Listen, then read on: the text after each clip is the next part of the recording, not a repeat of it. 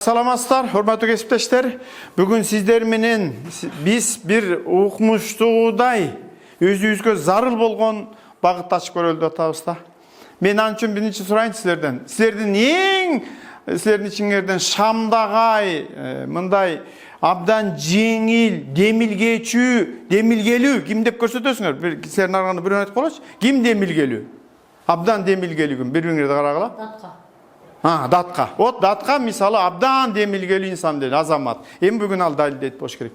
Эми ага карама каршы эч качан качпаган, чуркабаган жоошубуз ким? Таптакыр жоошсуз. Кана Гүлүм. Эми Гүлүм жоош болсо мен билбейм. Гүлзат кана Гүлзат. Гүлзат жоош эмес анын. Дагы ким жоош?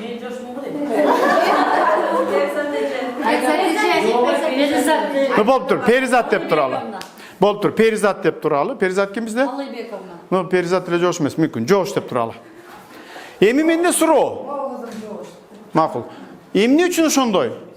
Эмне үчүн бирөөнү биз бир инсанды айтабыз, бул аябай демилгечи, экинчи бир инсанды айтабыз, жоош деп.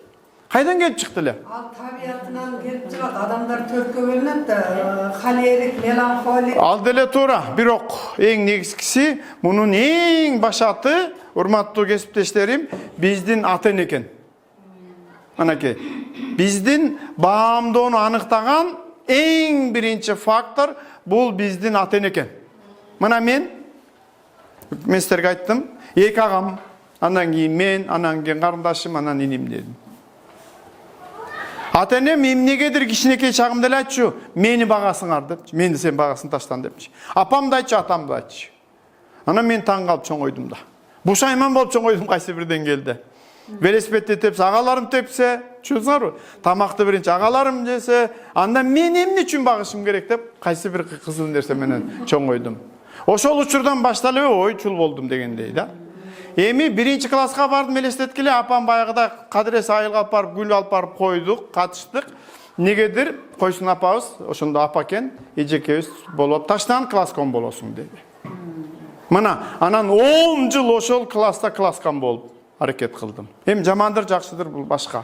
Демек, эң биринчи биздин демилгелүү же демилгесиз болгонубуздун себептеринин бири эне ата экен. Эне атабыз ошону айта берет экен. Менин кызым аябай жоош, менин балам аябай тың, менин балам демилгелүү деп берет экен да. Анан жоош деген кыздар жоош боло баштайт экен. Демилгелүү деген балдар эмне болот экен? Демилгелүү боло баштайт. Ошон үчүн мен сиздерден суранат элем, урматтуу педагогдор, балдарга жакшы нерсени гана айтышка. Мен өткөндө айттым го. Таптакыр жаман нерсени айтпай, жакшы нерсени айтып, анын демилгесин дайыма колдош керек. Анан эмне болот? Биз чоңойдук. Мектепке келдик, жанагыдай мен айтып атам. Ошондо биздин курбулар айта баштайт экен. Айнагүл тигиндей, Даткай мындай, тигиндей деп, мына алар дагы жанагы нерсени улант экен. Мен бир кызык нерсени айтып берем. Мен башында Кыргыз мамлекеттик университетте тапшыргам, физика факультетине. Анан эле мага айтып калышты досторум келип, бу кызык, түшүнбөй калдык, бизге бир орусту староста кылып коюптур деп айтышты да. Анан ким десем, Сияев дешти да. Анан мен кайтып айтпак элем, менмин депчи. Мен такыруун чыккан жокмун. Түшүнүп атасыңар да? Анан бизге декан келди, чоң жыйында чакырып атат, Сияев бери чык десе, мен чыксам, мен досторум бар жыгылып калбады. Ошентип мен ал жерде дагы ошол функцияны аткардым. Демек биздин курбулар дагы бизге кандайдыр бир функцияны берет экен, кандайдыр бир багытты берет экен. Ошо менен жүрүп отурат экенбиз. Эми мына ар бириңер иштеп атасыңар. Шүгүр, мынакей жакшы мектепте, жакшынакай учурда иштеп атасыңар. Бул демек кайсы бир учурда социум деп коелу, Ошол социумду айтат экен. Датка чын эле укмуш, демилгечүү деп эне аталар да айтат экен, түшүнөсүңөрбү? Анан коллективди айтат экен. Анан Даткай эң кызык нерсеси. Эми кечирип койгула, кичине көңүлү жакшы болбой турса дагы, келип алып силердин көңүлүңөрдү көтөрүш керек экен да. Түшүнөсүңөрбү? Ошол образга бул жашайт экен. Даткайым келгенде барыңар эле ошону күтүп каласыңар да, Даткайым эмне кылып бизди күлдүрөт депчи. Күлдүрбөсө айтат, эмне болуп калсың деп айтышат да. Demek karagıla. Demek uşintiп oturup bizdin kanday ekenibиздин көпчүлүк учурунда тышкы маалыматтар бизди калыптап коет деген сөз айтып атам. Ошондуктан сиздер, урматтуу кесиптештер, окуучуларга да ушуну айтышыңар керек, өзүңөр да ушуну туюшуңар керек. Сиз өзүңүз гана аныкташыңыз керек. Сиздин ичте ким бар? Маселе ушунда да мен киммин деген суроого бир гана сиз жооп бересиз. Ана ошондон кийин ана чын эле сиз демилгелүүсүзбү? Же чын эле сиз койдон момун инсансызбы деген суроого жооп бериш керек. Түшүнүңөрдү? Демек өзүн баамдоо деген сөз. Эми бул багытта азыр мен сиздерге бир эксперимент жасайын. Элестеткиле, силер жаш кезиңиздер, студент кезиңиздер, анан сиз каалап жүргөн, дегдеп жүргөн жигит сизди эмнеге чакырды? Жолугушуу дечи эми. Жолугушуу чакырды. Ошондо сиздердин араңыздардагы баардыгын бириктирип 3 эле бөлүккө бөлөткөнбүз. 3 типке бөлөткөнбүз кыздарды. Мен азыр ошо кыздарды туурап берейин. Макулбу? Демек азыр 3 кыз келет, анан 3 кыз эмнеге кетет? Жолугушууга кетет. Кантип кетет? Маселе ошондо экен да. Баштадык.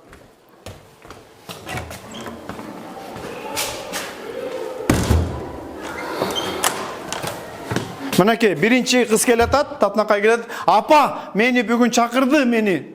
Мен кеттим деп чекесинен кийинди, чекесинен себинди, бир эки сөздөрдү айтты, курбусуна сүрөттү салды, селфи салды, ишенимдүү түрдө кетип калды. Бул кайсы кыз экен? Биринчи бөлүктөгү кыз дейли. Биринчи şu деп эстеп алгыла, ишенимдүү келди, эч маселеси жок, чекесинен кийинди окшойт, чекесинен даярданды окшойт, апасына бир эки сөз айтты, курбусуна бир эки сөз айтты, чуркаган боюнча кетти. Бул биринчи тип. Эми экинчи кыз.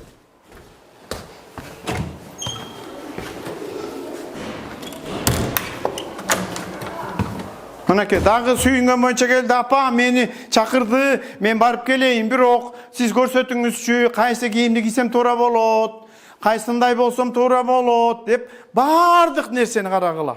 Туфлинин өңүнө чейин. Кеңешип, чечти. Курбусуна селфи салып, улам кийинип, улам чечинип, эмне жөнүндө сүйлөшөм деп шашпай, түшүнүңүздарбы? Кылдат, даярданды. Андан кийин неге кездешүүгө кетти. Эми үчүнчү кызды алалы.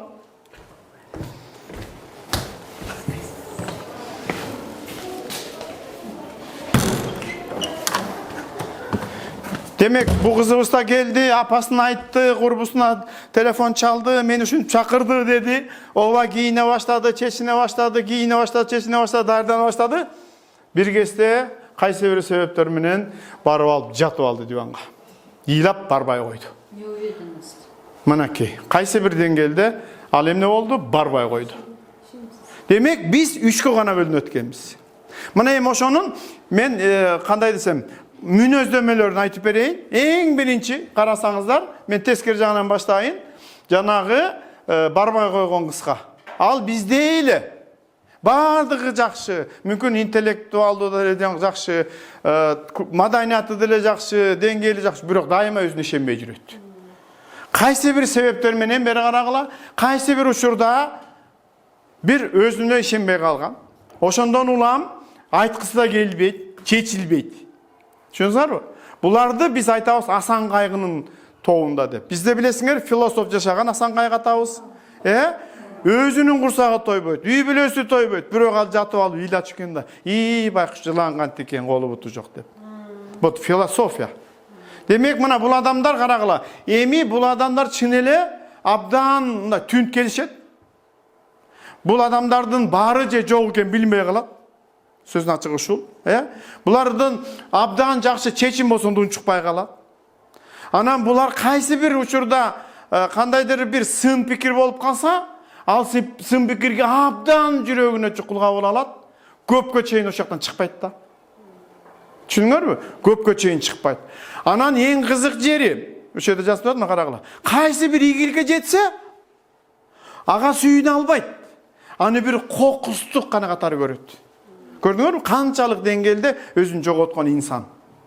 Абдан жакшы иш кылды. Курбулар айтып атат, ай Айша окумуш десе, анын ичинде айтып атат. Мен жөн эле келип алдым окшойт. Жөн эле жеттим окшойт депчи. Түшүнүңүздарбы? Мына ушундай жашагандар бар. Силердин араңарда мен ачыгын айтайын, 30-35% үлүш ушундай. Бирок аны айтпайбыз биз. Biz bildirбейбиz. Кыргызча айтканда тымпыйып гана жүрөбүз да. Бирок жүрөбүз ошо турат, кыймыл аракет ошо турат. Эми экинчи катардагы инсанды карайлы, бул эң ылайыктуу, эң туура алып жүргөн инсан. Бул жанагы эмнекен? Экинчи учурда келген кыз. Ал эмне кылды? Даярданды. Ал эмне кылды? Кеңешти. Ал эмне кылды? Абдан кылдат мамиле кылды. Бул өтө гармониялуу жашаган инсан болот. Ал өтө гармониялуу деген бир жакшы нерсени эстеп койсоңуздар, биз аракет кылышыбыз керек, бери карагыла. Урматтуу кесиптештерим. Биз кандай болсок, ошондой көрүнгөнгө аракет кылыш керек. Көрүнгөндөй бол, болгондой көрүн. Жок, башкача. Мен акылдуу болсом, анда акылдуу болоюн. Ана мен бул жерде мен маселем болсо, маселе болгондой эле болоюн. Анан жаап жашырып, качанга чейин биз мындай табигый эмес жасай алабыз. Жасабаш керек экен да. Мен силерге айтып эле жүрөм. Боюңар кичине пас болсо, ошого каратпай, ошого ыйлабай, жакшы жашаганга үйрөнүш керек. Ошон менен бактылуу болууга үйрөнүш керек. Түшүнүңүзбү? Мурдуңар кичине чоңураак болсо, эч убакта андан тартынбаш керек. Аракет кылыш керек, ооба, башкача түшкөнгө, башкача фасадта турганга, бирок андан эч тартынбаш керек. А бизде кичинекей эле бир өзүбүзгө ишенгечтик болбой калса эле, биз ошону көбөйтүп алабыз, жабыртып алабыз, анан ошо менен жашайт экенбиз. Антпеш керек. Демек, булар кимдер? Карагыла. Булар кандай болсо ошондой көрүнгөн инсандар. Булар сынды кабыл алат, оңолот акыры.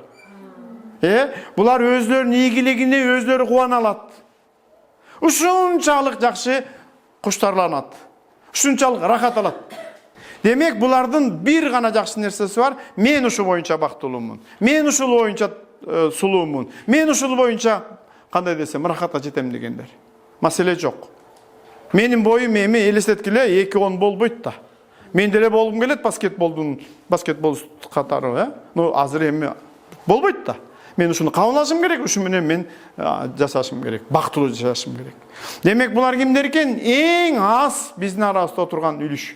Аз 5%ке жетеби, жетпейби чоң маселе. Эң биринчи эмне болду эле? Ооба, чуркаган боюнча келди, анан эмне болду? Ой, да, чекесинен кетип калды. Манаки, бул инсан биз менен жашабайт го чиркин. Буту жерде, бирок ою каякта? Асманда. Мунун колунан баары келет. Өтө бийик. Бул биз менен эмес да. Бул муга да жасат, муну да жасай алат, мунусун да жасай алат да. Анан эң кызык жери, бирөө ийгиликке жетсе, ошону сурайт. Айша, сен ушуну жасадыңбы дейт. Себеби анын оюнча ал эле жасаш керек болчу. Башкалар өтүп кетпеш керек. Өтө көп өзүнө ишенген адамдар. Өтө чоң. Түшүнүңүзбү? Текебер деп коет исламда. Да, өйдө жактан карайт бизгечи. Мен бу дүйнөнүн түркүгүмүн дешет. Ачык эле айтышат кээде. Ушундайлар бар биздин арабызда? Бар. Эми кол менен көрсөтпөй туралы, бар.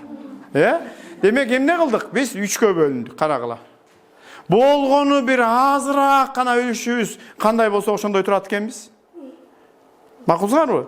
Көбүнчөбүз биз ыйлап жүрөт экенбиз тырмакчада. Өзүнө ишенбей жүрөт экенбиз. Көбүнчөнүн азыраача эмне кылып экен? Асмандап жүрөт экенбиз. Маселе бар бекен? Бар. Макул элечи? Маселе бар. Демек, өзүбүздүн баамдообузду же жогорулатышыбыз керек, же кой болот жетет дешибиз керек. Эмне кылыш керек? Ушул өздүк баамдоону өзгөртүш үчүн, урматтуу кесиптештерим, аябай жолдору көп. Ыкмалары түркүн. Ошолордун баарын бириктирип туруп, мен 4 багытта өзүңөр менен өзүңөр иштеңөрдү сунашам. Өзүңөр менен өзүңөр иштеңөр. Түшүндүңүзбү? Кайсыл багыттар? Биринчи. Эми бул биринчи багыт кызыктay сезилип калышы мүмкүн, акыл эс. Азыр эле айтасыңар, мен агай мынча болбодубу мен иштегениме. Мен мында, мен интеллект мында деп айтасыңар. Жок, ошол учурда деле макул болгула кайсы бир деңгээлде биз акыл эсти жогорулатышыбыз керек экен. Зарыл экен түшүндүрүп бересиз. Экинчи багыт сулуулук. Мен азыр эле кеп кылдым. Адам дайыма сулуумун деп эсептеш керек. Түшүнүңүзбү? Мен бу дүйнөгө келдимби? Мен бармын бу дүйнөдө. Мына ушунун өзү сулуулук. Ana andan ары da ulantış gerek bu. Daim özüne işenişli boş gerek. Kийинкisi özgöçölük. Men hiç kimge okşoşpойм. Da men barmın. Şükür, mana özgöçölügüm бар деш керек. Ana menin мүнөзүм дайыма өзгөрүп турат. Жакшы жака деп чечиш керек. Кээ бирлер колуңар шилтеп коесуңар да мен ушундай каталмын, анан катал болуп жүрө бересиңер. А ким сизди катал кылат? Өзүңүз эле. Жумшарыңыз. Жумшарыңыз. Аракет кылыңыз. Демек азыр биз көйнүгүлөр көтөбүз. Биринчи эмнеден баштайт экенбиз? Акыл эстен. Азыр кол көтөрмөй, ким биринчи жооп берсе, ошону укмуш акылдуу дейбиз. Акыл эс. Жазылып атат, ооз эки эсептегиле деп математиканы ким жакшы көрөт? Демек 1 барабар 5, 2 барабар 25, 3 барабар 125, 4 625 барабар экен, 5 канчага барабар? Канчага эсептегиле? Эсеп, ооз эки эсептегиле дейт, эсептеге калгыла. 25. Туура эмес. А 25 на 5 надо.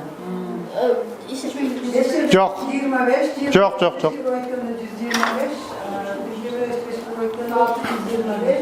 1 ile 5. Таткача, туура эмес. Болгула эми? 125 кап. Акыл эсибиз укмуш деп айткансыңар. Жок, ката. 700. Туура эмес. Мен могуп жардам берейин кичине. 725 bu. Туура эмес. Мен кичине жардам берейин, багыт берейин. Көзүңүздөр көрөбү акыры? Анда карагыла. 125, 625, 1025. Жок. Барын кошоо 1025. Угасыңарбы? Мен сиздерден суранып атам. Көзүңөр көрөбү деп сурадым. Анан? Канча? Ким айтып атат? Эми жакшы айтпайсызбы ошону?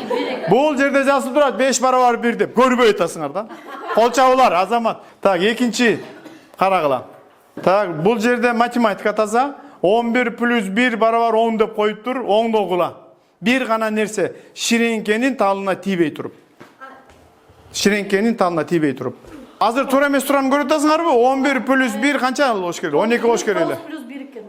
11 плюс 1 12 olmuş gerek. 1 olmuş. Албагыла, эчтеке тийбей. Ширеңкенин талына тийбейбиз. Бирок бирдемени өзгөртөбүз. Эмнени өзгөртөбүз суроо? 10 beraber 1 plus birbirine tiymiş bir. Ширеңкенин тал... Азамат, 10 beraber 1 plus 9. Ошондо кандай кылабыз айтып койчу? Tez kırışıklar. Азамат. Карагыла, мейкиндикте элестетти жайында. Мейкиндикти жакшы элестетти. Ал мындай деди, агайым муну кармап алам деди. Аңтарам деди. Аңтарганда эмне окуп аткан? Окуп койгула. 9 плюс 1 барабар 10 болуп калат. Эми таза математика. Аксакалдын 11 сарала уyu болгон. Элестетиңерби? Сарала уй.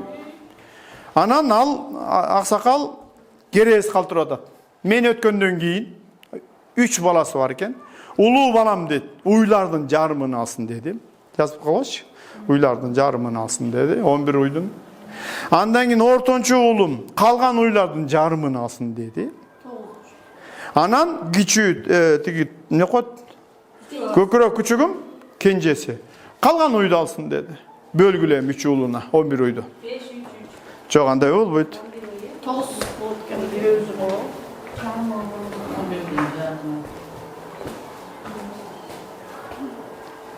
2, 4, 5.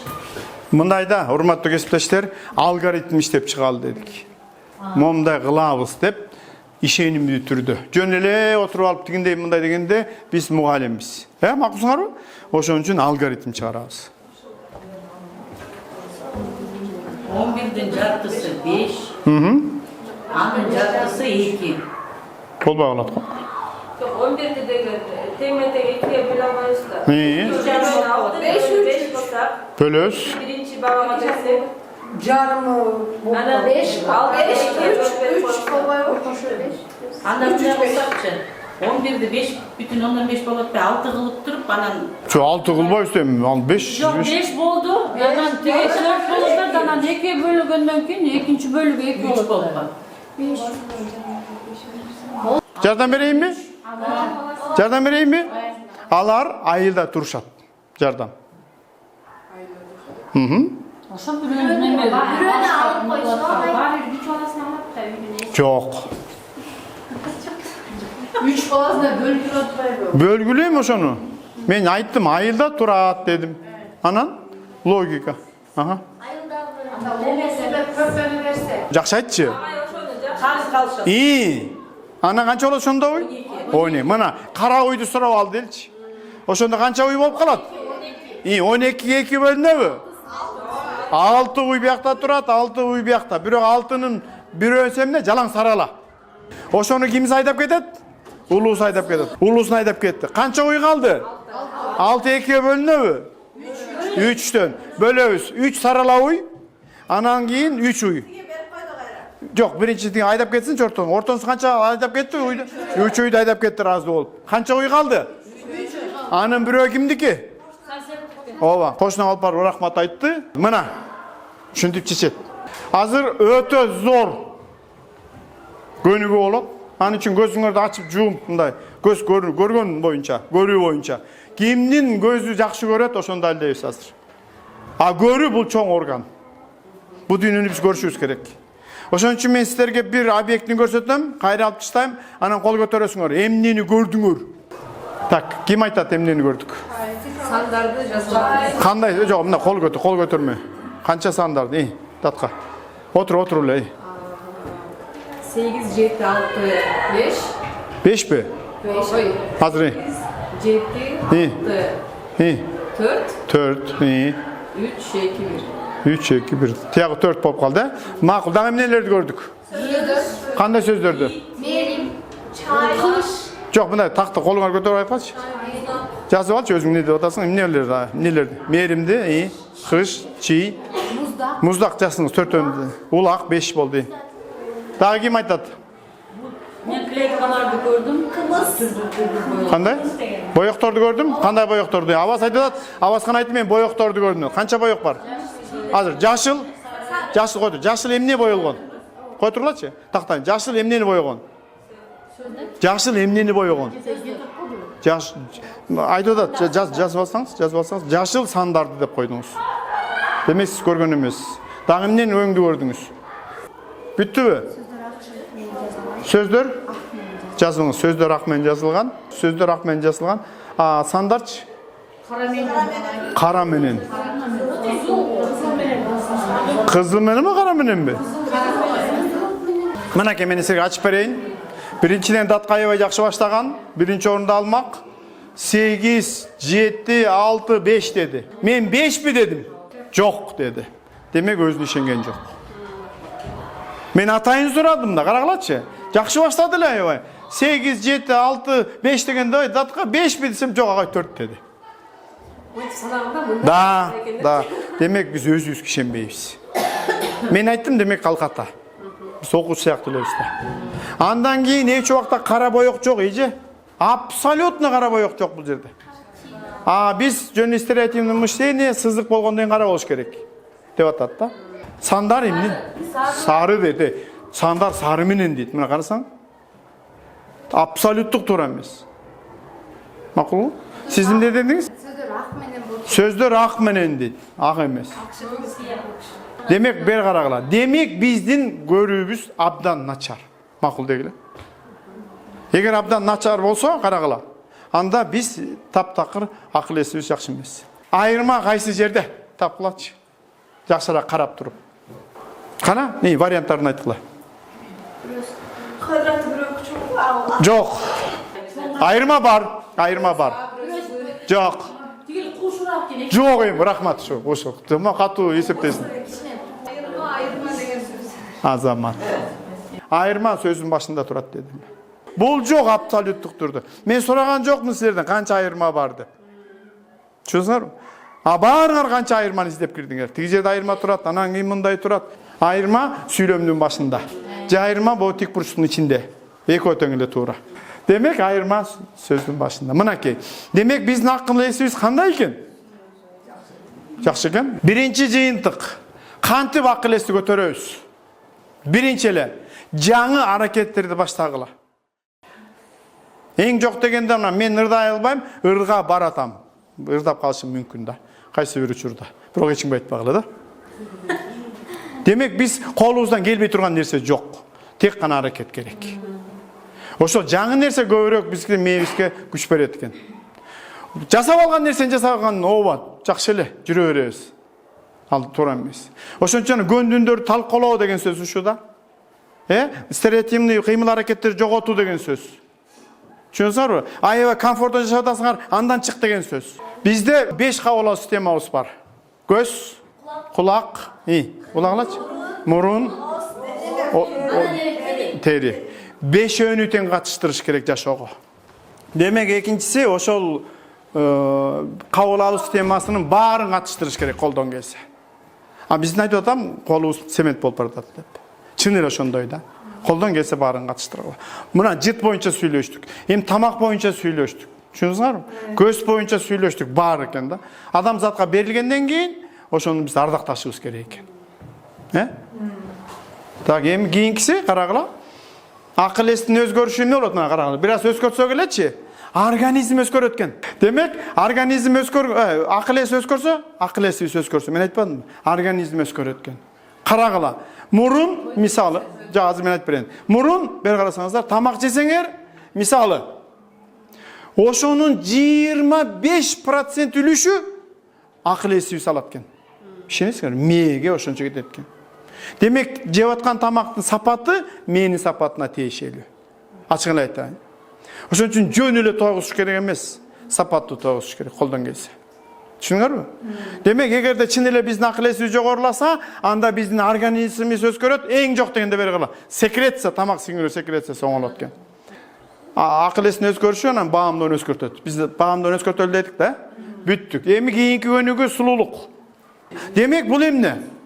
Мынакей, мен деле аракет кылам, чачты мындай көп өстүрбөй, улам барып турган. Анан жаңы кийим боюнча. Эми азыр бул эми ар кандай мүмкүнчүлүгүңөр бар? Ооба, турмушка чыга электен өзүнчө мүмкүнчүлүгү бар, жолдошу барлардын өзүнчө мүмкүнчүлүгү бар. Муну эми айтпай койгой, бирок колдон келсе, бер карагыла. Шопинг деген бул ырахат алуунун бир түрү экен. Анан азыр бир кичинекей эксперимент жүргүзөйүн. Боюңуз канча? 1.60. Качан өлчөдүңүз эле? Көп бул эле өлчөй деген. Канча? Жыл, ай? Жарым жыл. Сиздин боюңуз качан? Канча? Качан өлчөдүңүз эле? Азыр. 2 жыл. 2 жыл болду. Боюңуз? 61. Качан өлчөдүңүз? Азамат. Сиз? 158. 2000 болду. Азамат. Неге сурап аттам бери кара. Эми салмакты колсо өлчөйсүңөр. Бойду өлчөбөй коюш толук ыктымал экен. Эгерде биз салмакты өлчөсөк, бойду өлчөсөк, биз туура жүрөбүзбү? Биздин салмагыбыз канчалык экенин аныктай алат экенбиз. Ошондуктан силер экөөнү тең өлчөшүңөр керек. Бойду дагы, мынакей, салмакты дагы. Анан жашыңарды билесиңер, эркек аялдарды билесиңер, анан идеалдуу салмактасыңарбы. Себеби тамак аз болгондо сиз эмне болосуз? Иммунитет аз болот. Биртке оорусаңыз көпкө жатып каласыз, жаныңдагы толугураак курбуң туруп кетет. Сулуулук демек ушу менен эсептелет экен. Биртке эртерээк туруп, күнүгө 6-да турсаңар, жаз келе атат, 6-га 5 мүнөт эрте калганда туруп койгула. Өзүңөргө убакыт тапкыла. Сүйлөштүк? Азаматсыңар. Кийинкиси. Карагыла. Кийим дагы, жасалгалар дагы эсиңерде сактап койгула. Бирөө үчүн эмес. Ким үчүн? Өзүбүз үчүн. Мен ошого рахаттанышым керек. Мен ошого сыймыктанышым керек. Мен ошо менен жашашым керек. Болбой калат да. Демек муну бүттүк. Эми мүнөз боюнча мына гардеробуңарды карагыла. Кимде кайсыл өң бар? Көбүрөөк карап тургула. Мен сиздердин кандай инсан экениңерди айтып берем. Так, биринчи сарыны кийингендер. Бул күлкүлүү, күндүн белгиси болгондуктан бул мындай жакшы жашаган инсан. Активдүү, анан фантазиясы бар инсан. Так, кызыл, эми булар революционерлер да. Көңүлдү бурдуруш үчүн. Баарыбыз эле бурулуп калабыз. Жашылды ким кийинсе, жашылга келдик. Мына кызылды айттык. Жашылды ким кийинсе, бул жакшы маанай, финансалык туруктуулук, боорукер, жүрөгү жумшак. Көк. Көк бул адатта биздин депутаттар көп кийинет. Эмне үчүн ошону кийинет көрсө, алар ишенимдүү болгусу келет экен да. Ошону кийингендерчи. Сия көк кийингендер, алар кандай эле түшкө чейин асаны жакшы көрөт, түштөн кийин үсөнү жакшы көрөт. Түшүнүңөр да? Өзгөрмөлүдөр. Күрөң. Бул күрөңдү кийгендер абдан эле сабырдуулар. Сабырдын сабырдуулары. Консерватизм, рационалдык, кара.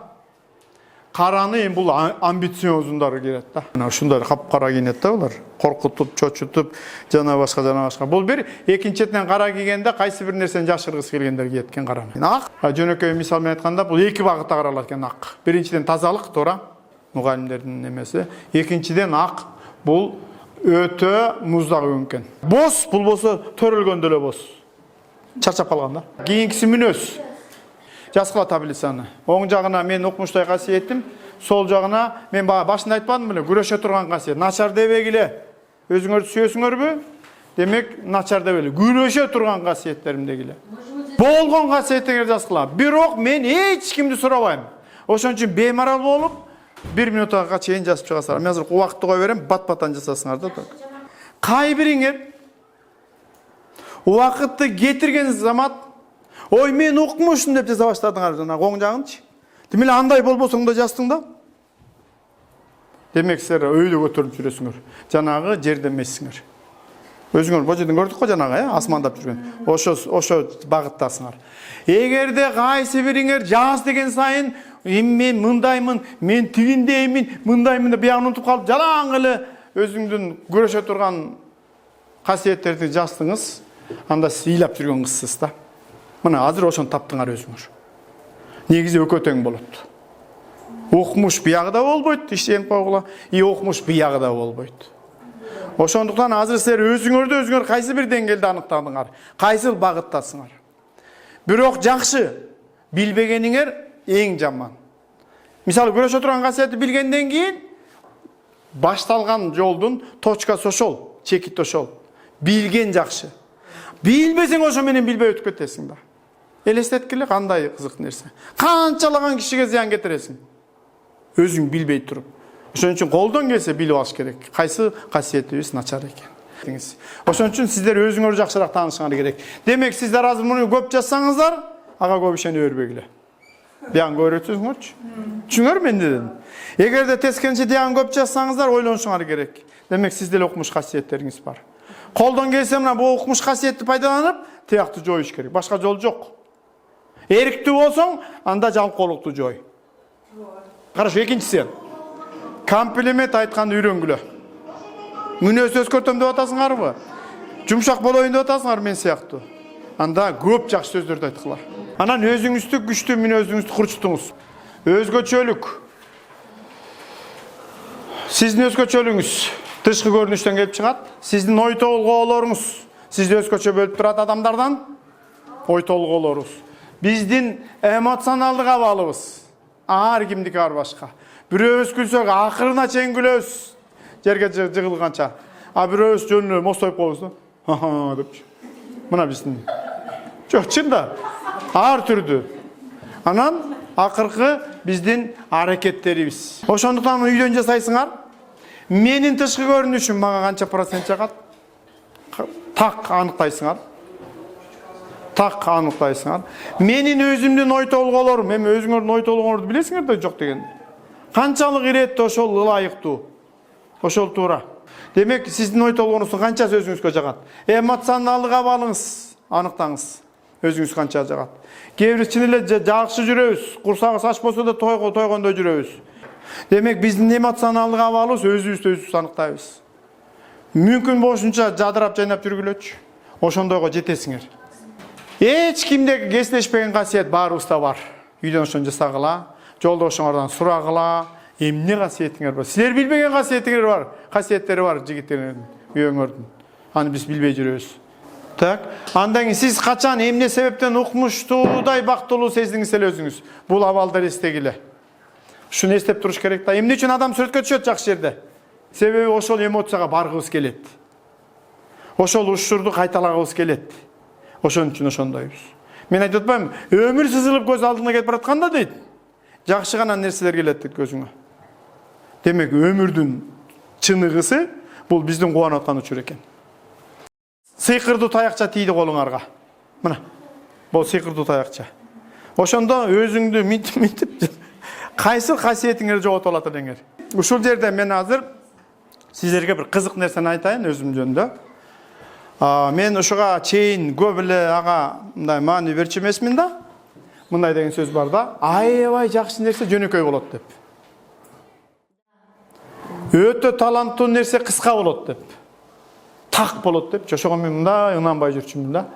Анан ушуну жасап бүткөндөн кийин мен бир нерсени таптым. Өзүңүздү эч кимге салыштырбаңыз. Себеби ушунчалык бири-бирибиз атаандашып жашайбыз кыргыздар. Эми ушул нерсе вирус деп коелучу. Кичинекей балага кирип кеткен экен да. Кичинекей бала келсе, небере келсе үйдөн. Сурайсың да, Айша, бүгүн канча болду? Эмне 2-ге жеттиңиз? Айша сөз айтат. Бүгүн Лена 3 алды. Асан 4 алды, мен болсо 2 алдым дейт да. Бирөөгө салыштырып айтат. Ушуну тышташ керек экен да.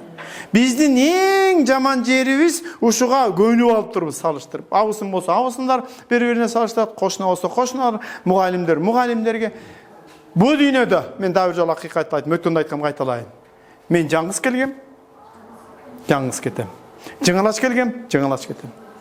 Анан эмнеге салышасың? Мен жападан жалгыз экен бу дүйнөдө. Ишенип койгула, бу дүйнөдө эки окшош жалбырак жок дейт. Мына кинеген дарак турат дейт, бир 5000 жалбырак болсун элестетке, жанагы өзгөчө талдар көп да. Ошондон эки жалбырак жок да. Абсолюттук бирдей болгон. Ошондуктан биз эч кимге салыштырбагылачы өзүңөрдү. Ошон үчүн биринчи эле ушул неден чыгып атат? Өзүңүздү эч кимге салыштырбагыла. Кичинекей балага да айткылачы, мындай деп айтасыңар. Кайталаңгысыз. Кичинекей балага айт. Балаңа. Таптакыр сага эч ким жок окшош. Бир да дүйнөдө сендей киши жок. Азаматсың дешиң керек. Анан мындан уландыса азыр бир жакшы философия бар. Эми бул баары эле айтат, мен тапкан жокмун, элдин баары айтат. Сиз кайталаңгысыз, анан улуусуз деп айткылачы. Биз кичинекей элбиз, бирок желегибиз бар экен да. Демек, биз бери карагыла улуу экенбиз. Демек, биз айтышыбыз керек кичинекей балага. Не деп? Кайталаңгысыз кичинекей балага. Улуусуз деп. Чочубайлы. Мен да улуумун, атаң да улуу деш керек да. Анан өзүңөрдөгү ой толгоолорду жарыялаш керек. Демек, биз өзүбүздү кубаттасак, аны үйрөнсөк, анан батыраак чылат экенсиң. Ушул жерде бир кызык нерсе бар, көрүп эле жүрөсүңөр. Ийгиликке жетиш үчүн 2 шаты бар. Чоң аттап жете турган шаты, анан майдалап жете турган шаты. Ар ким өзү тандайт. Майдасынын эң жакшы эле бир жери бар. Улам кубат алып турасың. Мын дагы бир чыктым. Бат-баттан кубат алып турасың да. Чоң бат-баттан жетишиң мүмкүн, бирок кыйналасың. Кыйналышың мүмкүн да. Демек, кубаттаганды үйрөнгүлөчү. Чочубай эле жакшы эмоцияга кыйкыргылачы. Мен укмуш физик, менде эврика деп. Мынакей. Бу дүйнөдө бери карагыла. Бир гана шайтандын үмүтү жок. Таптакыр үмүт үзбөгүлө. Турмушка чыга эле кыздар, чыгасыңар. Ачык эле айтайын. Төрөлүктөр төрөйсүңөр, Кудай аман эсен болсо. Эми өзгөрүш үчүн бери карага. Туруктуулук керек экен. 3 эле нерсе керек, 3 философия керек. Биринчи туруктуу болуш керек. Экинчи өзгөрүүгө умтулуш керек. Мен калыптанам, мен өзгөрөм, мен дагы өзгөрөм дегилечи. Эми дагы жашоо бар алдыда. Керек болсо эми укмуш. 90-га чыгып бийлейбиз, Кудай буйрса, аман эсен болсок. Да, анан өздүк актуалдуулук. Мына актуалдуулук жоготуп ийгенсиңер да. Мен сурасам эле балам турмушка чыгат. Кызым тигинте деп атасыңар да. Өзүң актуалдуу болбой каласың да, фон болуп калгансың. Ошон үчүн өзүң алдыңа кой. Эми бул эмне экен? Туруктуулук деген мына жөндөй сиз өзүңүздү табасыз бу дүйнөдө. Карагыла. Туруктуулук деген эмне экен? Тышкы таасирлерге ишенбеңиз. Ичиңизден аныктаңыз өзүңүз. Сиз кимсиз? Жана атам аныктады эле, досторум аныктады эле, социум аныктады эле. Мен андай эмесмин да. Мен башкамын. Ошон үчүн өзүңүздү аныктаңыз. Аны үчүн эмне кылыш керек? Биринчи, фундаменттер туруктуу болуш керек. Экинчи, аткарыш керек кайсы бир аракеттерди. Үчүнчү, ишенимге болуш керек. Ошон үчүн эмнени кааладыңбы жаз, аткар, көкбет бол. Өздүк туруктуулукка ээ бол. Анан эң аягында мына туруктуу болосуң, жеңе баштайсың өзүңдү. Бу дүйнөдө бир гана феномен бар күрөшө турган. Өзүң. Башка эч ким менен күрөшпөгүлө. Кийинкиси өзгөрүүчүлүк. Мен өзгөрөм деп жашагылачы. Дайыма ийгиликти багындырга. Ийгилик десе ойлоо болачы, тоону томкору. Бүгүн картошканы укмуш курдумбу? Бул ийгилик. Мынакей, рахатка батуу бу дүйнө. Кичинекей нерсеге өзүң ыраазы болсоң, жана мотивди көрбөдүкпү? Өзүңө ыраазы болсоң ошол рахат. Эгерде өзгөрө баштасаңар, жашоонун маңызын биле баштайсыңар. Курсак тойгузуу үчүн эмес, жашаш үчүн курсак тойгузсам. Эки башка. Тагынан өзгөрүү. Анан өзгөрүү болсоң, кайф кармайсыңар. Демек, акырында өзүңөрдү актуалдуу алып чыгыш керек. Анын үчүн эмне кылыш керек? Жаңы касиетке ээ болуп, улам токтоп калбаш керек да. Улам кайра алдыга жылыш керек. Жанагы эле тегерек сыяктуу. Болот, бирок дагы, болот, дагы депчи. Да. Ошондо силер эмне кылышыңар керек? Биринчи. Бул дүйнө чындык. Биз кээде ишенбей калабыз да. Мына мени көрүп атасыңарбы? Кээде ушуга да ишенбей кетебиз да. Бул андан кийин кооздук. Жөнөкөй нерседен кооздукту көргүлөчү, урматтуу мугалимдер. Эми ушул багыттагы эң акыркы аспект калды. Бул кынтыксыздык. Бул эмне деген сөз түшүнсөк мындай болот. Бул кайсы бир аракеттерди, багыттарды эч кандай бир да кемчиликсиз жасоо деген сөз да. Биз ушуга барышыбыз керек. Биздин ар бир аракетибиз абдан бир ыңгайлуу болуп, иреттүү болуп, жыйынтыгына биз сүйүнгөндөй болушубуз керек. Биз мүмкүн болушунча боло турган каталарды алдын ала алып, ал жөнүндө ойлонуп, жыйынтык чыгарып, анан биз ушундай көнүшүбүз керек. Биздин ар бир кыймылыбызга өзүбүз ыраазы болуп, өзүбүз ошону сезип, анан жыйынтыгында өтө кубанычка батканга биз аракет кылалы. Демек, урматтуу кесиптештерим, бүгүн биз бир жакшы багытта иш алып бардык сиздер менен. Бул өздүк баамдоо. Ошо өздүк баамдоонун өзгөрүүнүн багыттары. Демек, бүгүн сиз кайсы бир деңгээлде өзүңүзгө ишенбей жүрсөңүз, кайсы бир деңгээлде өзүңүздүн талантыңызды ачпай жүрсөңүз, бүгүндөн баштап сиз өзгөчө аракеттенүү менен, өзгөчө ойлонуу менен, анан эң негизгиси аракеттерди ишмердүүлүктү жүргүзүү менен өзүңүздү кайра ачыңыз. Сиз укмушсуз, сиз кайталангыс, жана айттык го, сиз улуусуз. Ошондуктан сиз ушун менен бүгүн көтөрүлүп, жакшы жашаганга аракет кылыңыз. Эми тескерисинче, кандайдыр бир себептер менен сиз ушул дүйнөнүн түркүгү болом деп эсептеп жүрсөңүз, өзүңүздүн мүмкүнчүлүгүңүздөн дагы өзүңүздүн жогору сезип жүрсөңүз, бул ылайыксыз жол экен да. Ошондуктан ой толгоо менен, жыйынтык чыгаруу менен, аныкталган жерде жок деп айтканга үйрөнүшүңүз керек. Жок, бул мүмкүн эмес дегенге сиз өзүңүзгө өзүңүз сөз беришиңиз керек. Жалпысынан айтканда, урматтуу кесиптештерим, эң жакшы, эң ыңгайлуу багыт бул көрүнгөндөй болгонго аракет кылыш керек, болгондой көрүнүш керек да. Бул башкача айтканда гармониялык жашоо деп коет. Баарыңызга ушуну каалайм. Баарыңыздарга ийгилик, чоң рахмат, аман эсен болуңуздар.